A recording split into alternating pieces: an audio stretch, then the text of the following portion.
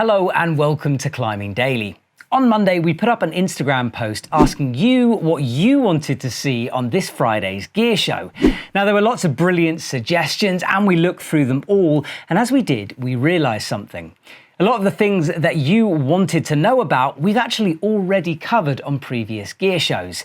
Now, it can be tricky with the world of YouTube to find the information you want. So today we're going through your suggestions, showing you some clips and telling you where to find the information that you need.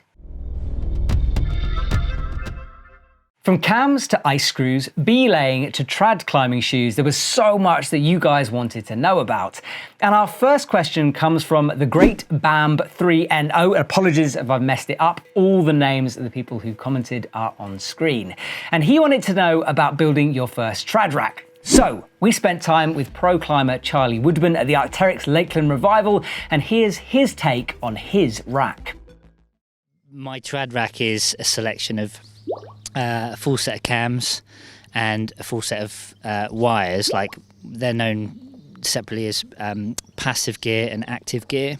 So passive gear being wires where there's no moving parts, they just wedge into cracks, and the better they fit, the less likely they are to come out. Whereas active gear has kind of moving parts, so you have to like pull them to make them smaller to fit into the crack, and then the spring holds them in place, and when you fall on the force that you put on them actively holds them in place. Loads of you wanted to know about cams and specifically micro cams, and this comment comes from Eric something, it's on screen. Now, we've done a few videos featuring cams and especially those micros, including the Black Diamond Z4s and Wild Country new Mini Friends. So check out this Z4 Black Diamond clip. We were in Innsbruck testing them out on a cool looking crack. There's a lot of cool new tech going on in these cams. The first thing you'll notice is this plastic sleeve here. This is called the Rigid Flex trigger. And what it does, it's pretty cool. When you pull the trigger, it puts tension on these two wires and it makes the cam stiff. And the stiffness makes it easier to place, kind of like our old C3. We really like the way that an old C3 places because it's stiff. So that's what that does. When you release it once it's placed, because those two wires are independent, it flexes and it allows the cam to flex, kind of like an X4, to reduce walking once you're climbing past it. By far, the number one thing that you wanted to hear about was climbing shoes, and shout out to Afroman Climbing as one of many who sent us messages about this. Now, climbing shoes are super important regardless of what types of climbing you do, and sizing and how to pick a shoe was up there on your wish list. So check out this video we titled 4 Things You Didn't Know About Climbing Shoes, and we brought in super experienced EpicTV copywriter Jake for an expert opinion. So let's start at the beginning. Take me through what I should be looking for. Okay, so first things first, let's talk about the shape of the last on the shoe. So a lot of people think about the profile of a shoe. And basically, so you get a flat shoe like this, it's kind of like a beginner shoe. You get a little bit more downturn, it's good for like steep and overhangs. But the thing people look less at is the shape of the last.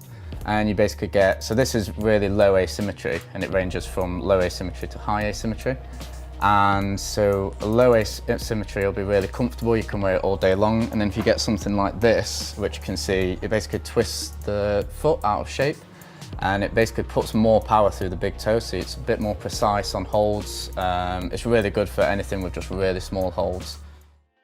On the theme of rubber, L Davs wanted to know more about shoe resoling, and luckily we've got a video all about that. We spent the day with a professional cobbler and look at how he resoles a climbing shoe and the processes that he uses.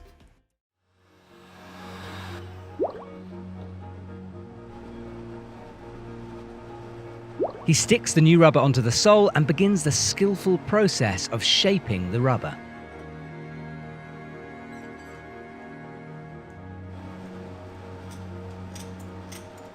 Once the shape is to his liking, a pressure machine is used to ensure the new sole stays on the shoe. The shoe is held firmly in place while the machine expands to wrap around it, squeezing the parts together. Loads of you wanted to know about ropes, but wow, there are so many options. 60 meter, 80 meter, triple rated, single rated, there's too much to go into now. We have got a selection of videos looking at what type of ropes you need, from indoor to outdoor, trad to sport, and check them out down below for the full videos. Same thing with rope washing, because your rope needs a bit of TLC sometimes. And just before lockdown, we filmed a little video here at the EpicTV office using the EpicTV bath, and we cleaned Hugo's rope with the Beal rope washing solution. So check that out if you want to know how to clean your rope. Place the rope in the bath, flaking the coils into it, and let it soak for a few hours.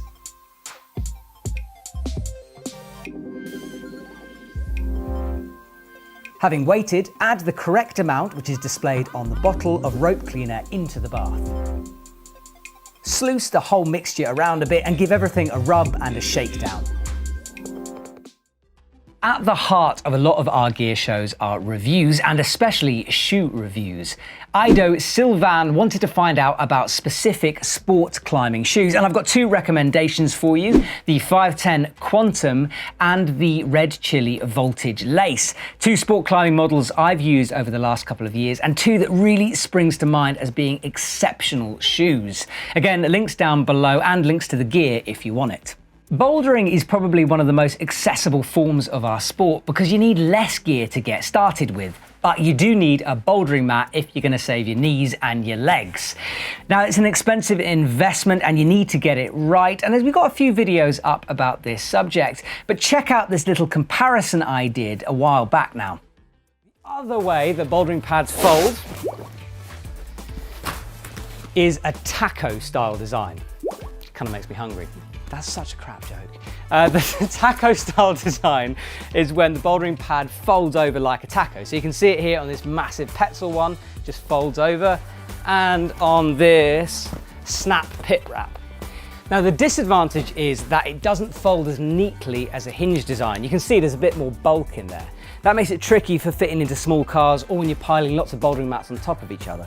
It also restricts the amount of space inside the mat. So if you're shoving shoes and shirts and water bottles inside, not enough room. But there are some massive advantages. Let me show you. You sent us lots of questions asking about anchors, and this is including ice climbing anchors, trad anchors, sport anchors, multi-pitch, everything you could think of. Will Schubert was one of many of you who sent us questions. Now, it's too much of a complex subject to go into now, but we've got a variety of different videos up on the Climbing Daily YouTube channel. You're seeing a few clips as I'm speaking right now, and we've got some more videos coming up in the future, which I'll talk about at the end of the show. One video that I think covers a lot of your questions is our indoor to outdoor tips video. Now, in this video, we talk about that transition from gym climbing to rock climbing and the kind of gear that you might need. If you've got a question about anything in the beginner side of climbing, do go and check this video out. It's a great little place to start and hopefully will answer your questions. Now, making that transition to outdoor climbing is really all about lead climbing because that's where the excitement's at. Now, again, there's differences between that indoor and outdoor setups. Indoor climbing, the quick draws will usually be in the route already. So there'll be a bolt in your climbing wall and the quick draw will be through the bolt ready to go. And all you need to do is clip the rope in. But that doesn't exist outdoors. Outdoors, you've only got the bolt and you need to put your own quick draws into the route.